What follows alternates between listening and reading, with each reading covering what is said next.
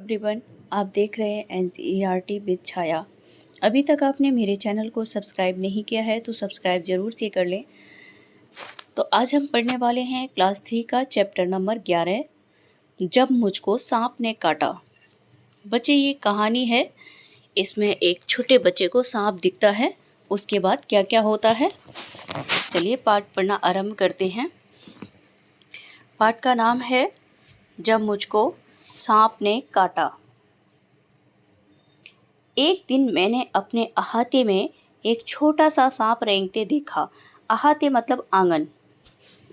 वह धीरे धीरे रेंग रहा था। सांप रेंगता है ना जमीन में। मुझको देखते ही वह भागा और वहीं पर पड़े हुए नारियल के एक खोल में घुसकर छिप गया। नारियल के ऊपर का जो हार्ड वाला छिलका होता है, वही नारियल का एक खोल बता रहा है बच्चा।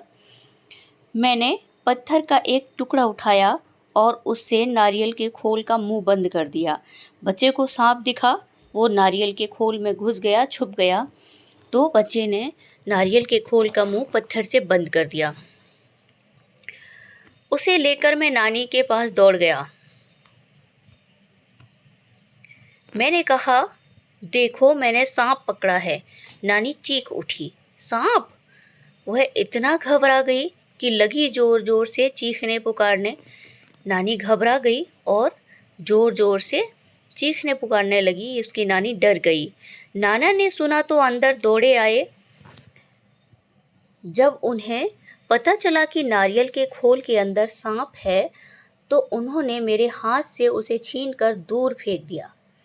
उसके जो नाना थे, उनको पता चला कि नारियल के खोल में सांप है, तो उन्होंने उस बच्चे के हाथ से वो छीन लिया और दूर फेंक दिया। नन्हा सांप बाहर निकल आया और रेंगता हुआ पास की झाड़ी में गायब हो गया। जो नन्हा सा सांप था वो बाहर निकल आया और रेंगता हुआ पास में जो झाड़ी थी उसमें घुस गया। नाना ने मुझसे कहा, खबरदार, फिर कभी सांप के पास मत जाना, सांप बहुत खतरनाक होता है। नाना ने उसको चेतावनी दी।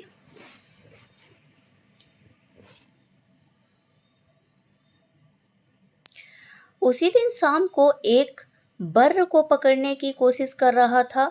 बर्र एक पीली कलर की जो मक्खी होती है, मधुमक्खी की तरह, उसमें भी जहर होता है, पर ये इसका कलर येलो कलर की ये होती है, उसको बर्र कहते हैं।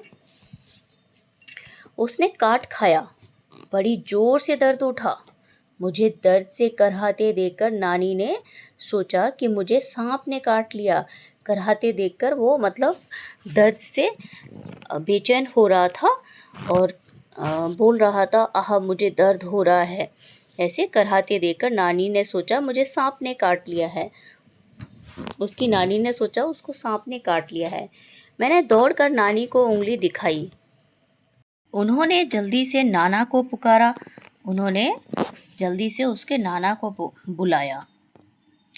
नाना तुरंत दौड़े आए। मेरी उंगली को देखा। जहाँ बर्र ने काटा था वहाँ नीला निशान पड़ गया था। उसके नाना दौड़कर आए और उन्होंने उसकी उंगली को देखा, वहाँ पर नीला निशान पड़ गया था। जब बर्र डंक मारती है तो वहाँ पर नीला निशान पड़ जाता है। वह चट मुझे गोद में उठाकर बाहर भागे। उन्होंने झटपट से उसको गोद में उठाया और बाहर भागे। बाग और दान के खेतों को पार करके भागते भागते हुए अपने घर से दूर एक छोटी सी झोपड़ी के सामने जाकर रुके। वहां पहुंचते ही उन्होंने आवाज लगाई। एक बूढ़ा आदमी बाहर निकला। वह सांप काटने के मंत्र जानता था। नाना ने उससे कहा, इस बच्चे को सांप ने काट लिया है, इसकी झाड़ फूंक कर दो। बूढ़ा मुझे झोपड़ी में ले गया। वो जो झाड़ फूंक करने वाला इंसान था, वो उस बच्चे को झोपड़ी में ले गया। उसने मेरी उंगली देखी और बोला, चुपचाप बैठो, हिलना डुलना मत। फिर पीतल के बर्तन में पानी लाया। पीतल एक धातु है। पीतल के बर्तन में पानी लेकर आया और मेरे सामने बैठकर मंत्र पढ़ने लगा। मैं चाहता बहुत था कि उस बूढ़े को बता दूं कि मुझे सांप ने नहीं बर्र ने काटा है, पर मेरे नाना मुझे कसकर पकड़े रहे और मुझे बोलने ही नहीं दिया। जैसे ही मैं कुछ कहने को मुंह खोलता, वह डांट कर कहते, चुप। डर के मारे मैं चुप हो जाता। हमारे पीछे पीछे हमारी नानी भी कई लोगों के साथ वहां आ पहुंची। सब लोग उदास खड़े देखते रहे। तब तक मेरी उंगली का दर्द जार चुका था। फिर भी मुझे वहां जबरदस्ती बैठकर झाड़ फूंक करवानी पड़ रही थी। कुछ मिनट बाद बूढ़ा आदमी उठा। उसने उसी बर्तन के पानी से मेरी उंगली धोई। जो पीतल का बर्तन था, उसी बर्तन के पानी से उसकी उंगली धोई और पिलाया भी, और उस बच्चे को वही पानी पीने को भी बोला। उसने मुझे बोलने को मना कर दिया।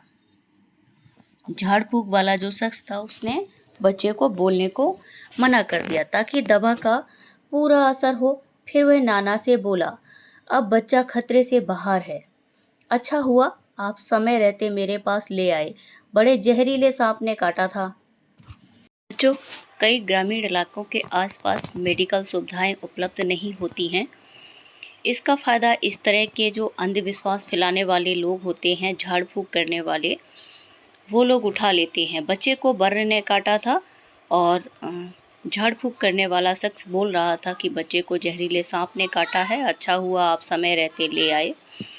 उस शख्स ने इसका फ़ायदा उठाया अपनी वाहवाही बटोरने के लिए। इसलिए हमें अंधविश्वास में नहीं पड़ना चाहिए। सब लोगों ने बूढ़े को अद्भुत इलाज के लिए बहुत बहुत धन्यवाद दिया। अद्भुत मतलब अनोखे इलाज के लिए धन्यवाद दिया, मतलब शुक्रिया अदा किया। घर लौटने के बाद नाना ने उसके लिए बहुत सी चीज़ें भेंट में भेजी, मतलब उपहार में भेजी, क्योंकि अंधविश्वास फैला हुआ है। यदि सांप काटता है तो सांप बहुत जहरीला होता है, सांप के काटने से मृत्यु भी हो जाती है। इसलिए इस तरह के अंधविश्वास में नहीं पड़ना चाहिए। सबसे पहले डॉक्टर के पास जाना चाहिए। तो इसके लेखक कौन हैं? शंकर। लेखक का नाम है शंकर। आई होप बच्चों समझ में आ गया होगा। प्रश्न उत्तर नेक्स्ट वीडियो में